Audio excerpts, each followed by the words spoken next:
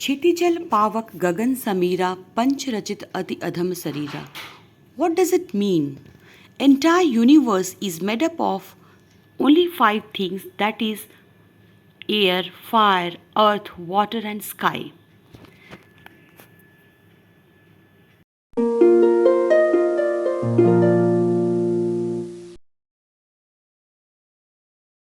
Hello everyone, welcome back to the channel. In today's video module, we will learn the most important topic of inorganic chemistry, that is periodic classification of elements, or we can say it is a periodic table. What we will learn in this lesson, periodic classification is an arrangement in which the elements reappear again and again at a regular interval based upon some specific or fundamental properties, that is called as periodic classification or periodic arrangement of the elements. So, what is the main purpose? So, the main purpose of the periodic classification of the elements having the same properties to study chemistry in a simple, convenient, transparent and more comprehensive way. So, coming to the periodic table, at the end of the video, I will provide you an interesting way to memorize the periodic table. So, don't skip the video.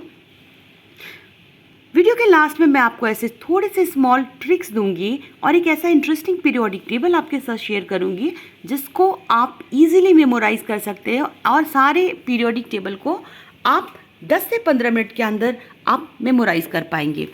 तो चलिए जान लेते हैं periodic table को. First, Dobereiner group the elements into triads, that is and said that the atomic weight of the properties of the middle element is the average of atomic weights or properties of two elements. Again, after the Dobenier triad, Newland gave a law of octaves and told that when the elements are arranged, 8 elements resembles in the properties with the first one, just like musical notes. Now, coming to the most important and that in periodic table, that is Dmitry Mendeleev. So Dmitry Mendeleev, in 19th century, various attempts were taken by the worldwide chemists for the classification of the elements on the basis of fundamental properties. No definite classification could be done at that time. But at the middle of the 19th century, on the basis of comparative study of the chemical compounds, Mendeleev propounded a law which was called as Mendeleev's periodic law, stated as below. So we will understand what Mendeleev says. The first arranged periodic table given by Mendeleev arranged them by the atomic mass. He noticed that they had similar chemical and physical properties, but some elements were out of order. So what is the Mendeleev periodic law? This law states that the physical and chemical properties of the elements are periodic function of their atomic weight. Later, Henry Moseley arranged the elements by atomic number. Modern periodic table is arranged this way. So, we can say the modern periodic table given by Moseley in 1931, a British chemist. Moseley जिन्होंने discover किया एक नई specific property of the matter elements, जहाँ पे उन्होंने बताया कि जो प्रॉपर्टीज होती है एलिमेंट्स की, that are the periodic function of their atomic number. At the place of atomic mass he replaced it by the atomic number. यानी कि periodic law that is given by Moseley is the properties of the elements are periodic functions of their atomic number. So, let us understand the Moseley's modern periodic law. So, in Moseley's periodic law, he states that the physical chemical properties of the elements of the periodic elements are the periodic function of their atomic numbers. Again, उन्होंने क्या किया? उन्होंने periodic table को, उन्होंने modern periodic table जो दिया वो जितने भी ड्रॉबैक्स थे मैंडलीव की उनको उन्होंने दूर किया. ऑल द जो ड्रॉबैक्स थे they all removed by almost they removed by the Moseley's periodic table.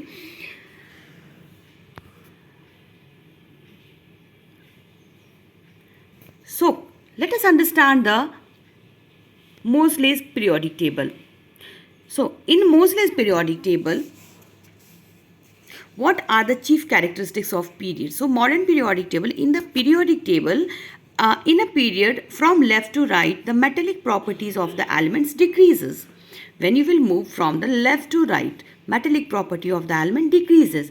So left to right, as while non-metallic property increases. So metallic property increases and non-metallic property increases. So if you will move from this side to this side, the metallic property is increasing and non-metallic is increasing. Metallic is decreasing and non-metallic is increasing. So in the period, the valency of the elements increases from 1 to 4. अगर आप देखेंगे यहाँ पर periods में, तो ये valency increase हो रही है from 1 to 4, latter diminishes and becomes 0. So अगर आप इस तरफ से इस तरफ की तरफ आएंगे तो वैलेंसी 1 से 4 होती हुई 0 हो जाती है. In the period the number of valence electron increases from left to right. So valence electron, if you will move from this side to this side, it is increasing order. Generally, in the period, the value of electron affinity increases from left to right. So, value जो है electron affinity की, that will increase from left to right. Also, the value of electron negativity of the elements increases from left to right. Let us understand better what are the periods basically. Periods जिसे कि horizontal रोज जो हैं उसे period कहा गया, और जो vertical rows हैं that is called as family और ग्रुप्स.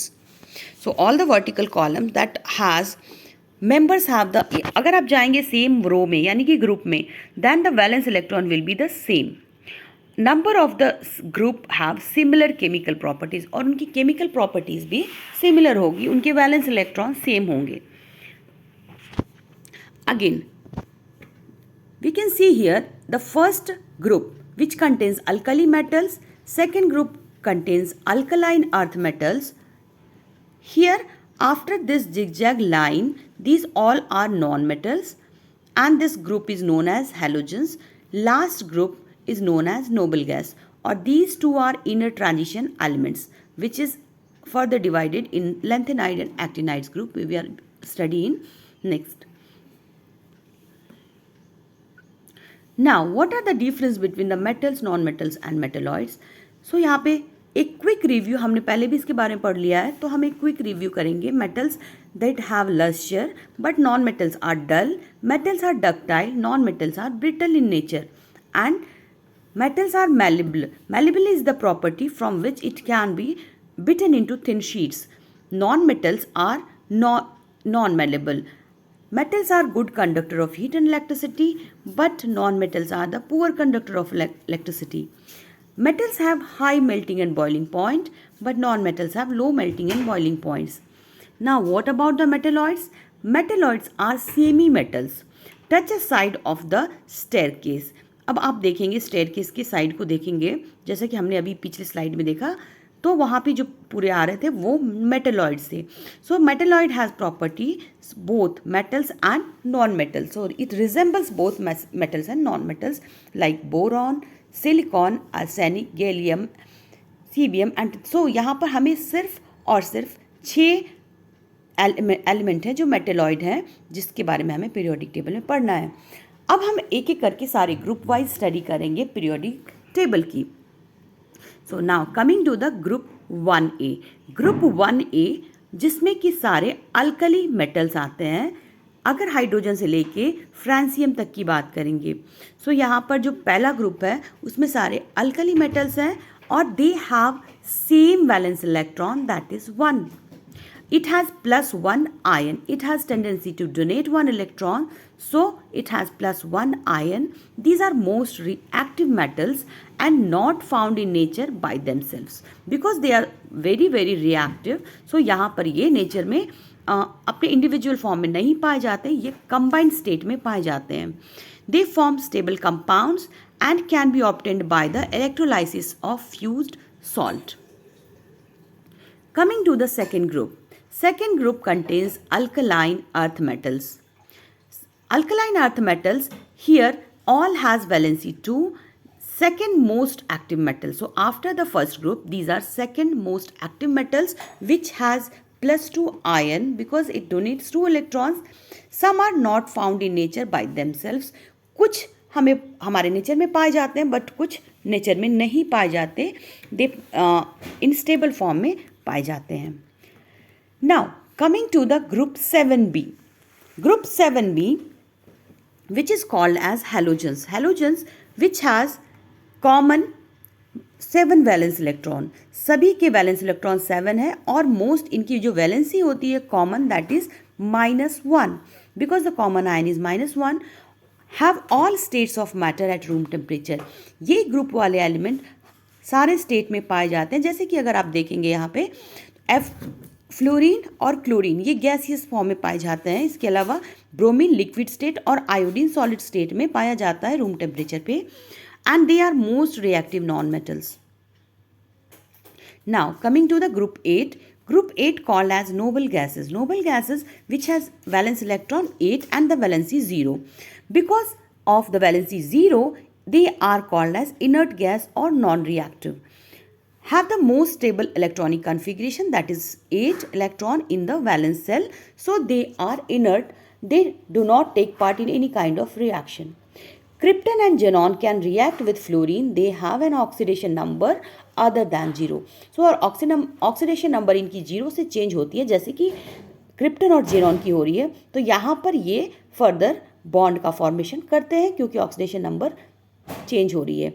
और नोबल गैसेस में कौन कौन से हैं? Helium, neon, argon, krypton, xenon and radon. Now coming to the rest of the groups, these are called as transition elements. Many positive oxidation numbers, valence electrons, are in various energy levels, can lose electrons from more than one energy level. यहाँ पर क्या है, valence electron जो होते हैं अगर various energy levels में है और वो इलेक्ट्रॉन को लूज़ कर सकते हैं क्योंकि उनकी एनर्जी लेवल एक से ज़्यादा होगी। जैसे कि यहाँ पे देखेंगे ये सारे कलर्ड आयंस होते हैं इन द सॉल्यूशन में, ये सारे ट्रांजिशन का मतलब है यहाँ पर coloured ions in the solution. So we will consider 3b, 4b, 5b, 6b, 7b, 8b, 1b and 2b. Now coming to one by one diatomic elements, कुछ एलिमेंट्स जो एग्जिस्ट करते हैं, एग्जिस्ट नहीं कर सकते मोनोएटमिक फॉर्म में, वो diatomic form में एग्जिस्ट करते हैं, जैसे कि I2, Br2, Cl2, F2, O2, N2 and H2. सो जो अदर एलिमेंट्स हैं they are monoatomic, except all these other are monoatomic. What I mean by allotropes? Allotropes same element in various forms, so different physical and chemical properties like O2 and O3. Carbon, graphite and diamond. There are two allotropes of carbon, that is graphite and diamond. Liquid, bromine non-metal and mercury metal. So liquid form में जो पाए जाते हैं वो है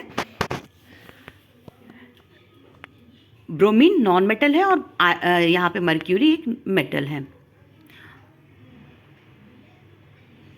next radio active, जितने भी element हैं 82 के अबव, 82 के ओवर वाले हैं, they have no stable isotopes, so they are called as radioactive elements. Now leave room in each box, we will revisit in details. अब यहाँ पर देखिए periodic trends, patterns on the periodic table. अब अगर बात करेंगे हम यहाँ पर कुछ प्रॉपर्टीज़ की, जैसे कि आयोनाइजेशन एनर्जी, इलेक्ट्रोनिगेटिविटी, रिएक्टिविटी और एटॉमिक रेडियस. तो amount of energy needed to remove an electron, अगर आपको एक इलेक्ट्रॉन को रिमूव करना है तो आपको एक एनर्जी उसके ऊपर कंज्यूम करनी पड़ेगी, देनी पड़ेगी to remove an electron. Again electronegativity, it is the ability of an atom to attract an electron. Atomic radius is called as the distance from the nucleus to the outermost energy level is called the atomic radius. Reactivity is the ability of a substance to undergo a change. Now let us understand in the periodic table these terms. So first is ionization energy. So ionization energy, lower the energy easier to remove. तो जितनी ज़्यादा energy low होगी, ionisation energy की value जितनी कम होगी उतना easy होगा remove करना इलेक्ट्रॉन को. अगर बात करेंगे across the periods value increases, periods में आप लेफ्ट से राइट की तरफ जाते हैं तो ये वैल्यू इंक्रीज होती है, और जितना आप लेफ्ट टू राइट जाएंगे तो यहाँ पर क्या होता है कि उन्हें इलेक्ट्रॉन को रिमूव करना बहुत हार्ड हो जाता है from the non metals, they need more to be stable, easier to remove from the metals, so they want to get rid of them. Move downward to the family, अगर group की बात करेंगे तो अगर downward direction में ऊपर से नीचे की तरफ जाएंगे then it is harder to remove the electrons closer to the nucleus, तो जितने ज़्यादा क्लोज न्यूक्लियस से होता जाएगा उतना ज़्यादा मुश्किल होगा उसे रिमूव करना। Again because it opposites attract, easier to remove electrons farther away, shielding by the other electrons. Now let us understand electronegativity. Electronegativity, that is 0 to 4 range, 4 is the highest. electronegativity जितनी भी elements हैं 0 to 4 range के अंदर ही होती है, जिसमें कि 4 highest है और 0 लोएस्ट है। अगर बात करेंगे पीरियड्स में non metals want electrons, so they will be attract to them. Metals want to get rid of electrons, so they will not be attract to them. Move down a family decreases, जैसे आप family में या group में नीचे की तरफ जाएंगे तो ये इसकी वैल्यू इलेक्ट्रोनेगेटिविटी कम होने लगेगी, because harder to attract electrons and when they are other electrons blocking the pull from the nucleus and repelling the electrons.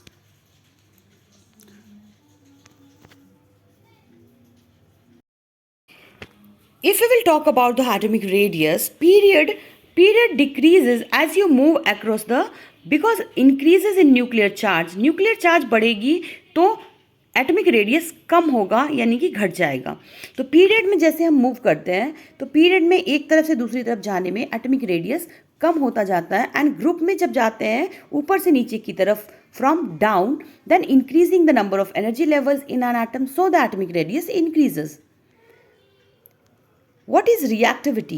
Reactivity, that is, if you will understand in the terms of reactivity, metals left and down, most active metal, that is called francium. अगर बात करेंगे reactivity की तो जो metals left होते हैं और नीचे की तरफ होते हैं वो सबसे ज़्यादा active metals होते हैं up to francium. Non metals right up से most reactive up to fluorine. अगर आप जाते हैं किसी भी पीरियड में और ग्रुप में तो लेफ्ट से डाउन, और तो यहाँ पर ये रिएक्टिविटी लेफ्ट से डाउन जाने पे सबसे ज़्यादा मोस्ट एक्टिव मेटल्स हैं, और नॉन मेटल्स राइट साइड में अप लास्ट सबसे ज़्यादा एक्टिव, और ये पूरा जो ग्रुप है ये सबसे ज़्यादा एक्टिव का ग्रुप है। अगर यहाँ पे इस ड्रॉ करके समझेंगे तो ionisation energy, electron negativity and radius decreases. In short, you can understand by this method. So, if you will see a periodic table, this side from left to right, what will increase? So then ionic energy will increase. Here, ionization energy will increase, electron negativity will increase, radius will decrease. So these three things are decreasing. One is radius is decreasing, but ionization energy and here electronegativity is increasing. Again coming to top to bottom in the group, then ionization energy decreases, electron negativity decreases and radius increases. So in short हम इस तरह से पूरे data को समझ सकते हैं। Again देख लेते हैं एटमिक वर्सेस आयनिक साइज। तो जो एटम होते हैं और आयन होते हैं उसकी साइज में क्या डिफरेंस होता है? तो मेटल्स जो होते हैं उनका आयन बनने के बाद आप देख रहे हैं, क्योंकि ये मेटल डोनेट कर देते हैं तो उनका साइज छोटा हो जाता है। एक सोडियम एटम है, सोडियम ने एक इलेक्ट्रॉन डोनेट कर दिया, then size is getting decreased. Again chlorine की बात करेंगे तो क्लोरीन नॉन मेटल है और क्लोरीन इलेक्ट्रॉन को गेन कर लेते हैं, तो ये इस तरह से नेगेटिव आयन हो जाते हैं, और नेगेटिव आयन होने के बाद आयन का साइज लार्जर हो जाता है क्योंकि इन्होंने इलेक्ट्रॉन को गेन किया है। तो इलेक्ट्रॉन को लूज करने के बाद एटम का साइज छोटा होता है मेटल्स में, और नॉन मेटल्स का साइज, नॉन मेटेलिक आयन का साइज बड़ा हो जाता है। तो ये तो थे हमारे लेसन। अब मैं बात करती हूँ एक interesting method to remember the periodic table. So this is the main punch of the video. So we will understand the whole periodic table in terms of elements in the pictures. आप इस periodic table का एक screenshot लेकर रख सकते हैं, क्योंकि इस माध्यम से आप पीरियोडिक टेबल को बहुत ही इजीली मेमोराइज कर पाएंगे, क्योंकि इस पीरियोडिक टेबल में हर एलिमेंट को एक्सप्लेन किया गया एक फिगर के through. So as we understand better from the figures, it is easy to remember figures at the place of elements name और सिम्बल्स. सो यहाँ पर आप जैसे ही ये फिगर्स को याद करेंगे, ये नाम है रिलेटेड है. जैसे कि मैं आपको बताती हूँ, हाइड्रोजन है. हाइड्रोजन, इसका जो सोर्स है वो क्या है, सन एंड स्टार्स है. तो सन एंड स्टार को यहाँ पे ड्रॉ कर दिया गया है. लिथियम, लिथियम को आप ऐसे याद नहीं रख सकते. लिथियम कहाँ पे यूज़ होती है, तो बैटरी में यूज़ होती है. लिथियम सेल्स में यूज़ होते हैं. सोडियम है, तो यहाँ पे आप ये सारी चीज़ें हैं पिक्चर के थ्रू याद कर सकते हैं. So just take a screenshot of that. Like I will say how sulphur is found. Sulphur is found in egg. Sulphur कहाँ पाया जाता है, अंडे में पाया जाता है. तो आप इस तरह से इसे याद कर सकते हैं इस फिगर के through. I hope you understood this lesson. अगर आपको अभी भी कोई डाउट है, you may right in comment section. I will definitely make a separate video on that particular topic. So we will meet soon in next video. Till then, goodbye and take care. Thanks for watching. Keep learning and keep watching.